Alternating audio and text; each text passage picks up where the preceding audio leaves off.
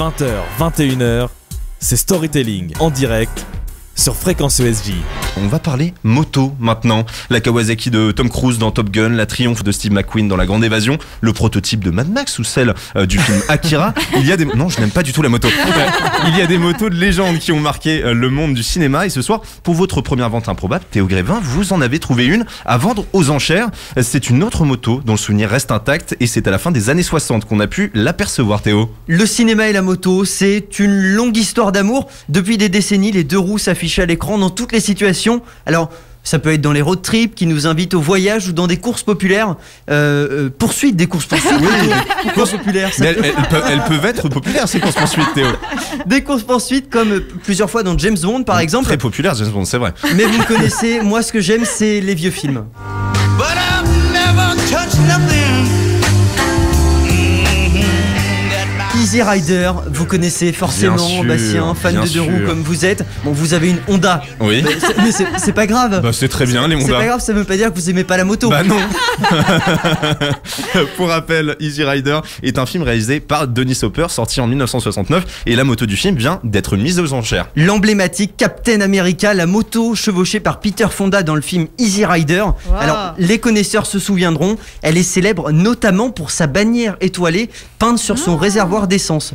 Et oui, et dans ce film, deux motards partent de Californie pour rejoindre la Louisiane. Et leur moto, c'est absolument toute leur vie. Bah oui, je les comprends. Faut leur laisser la priorité tout le temps. Et dans un bar, par exemple, la moto n'est pas garée sur le parking, mais à côté du biker. Tiens, tu dégages s'il te plaît parce que c'est chiant. Attends. Aïe. Putain, ouais, mais tu fais mal là, tu dégages. Bah ouais, mais attends, c'est chiant. Je fais comment là? Voilà. Faut avoir des grandes portes. Hein. Faut pas le gêner. Et Peter Fonda dans Easy Rider, c'est exactement le même personnage. Et pour la petite histoire, deux exemplaires ont été utilisés à l'époque pour le film. En 2014, l'une d'entre elles avait déjà trouvé preneur pour 1,3 million de dollars. Et celle-ci, c'est le deuxième exemplaire utilisé dans le film.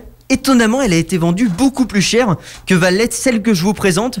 Elle est estimée entre 300 et 500 000 dollars. Ah oui, une bouchée de pain. Voilà, et j'ai cherché à savoir pourquoi donc cette différence. Résultat, je serai pas enquêteur plus tard, j'ai rien trouvé.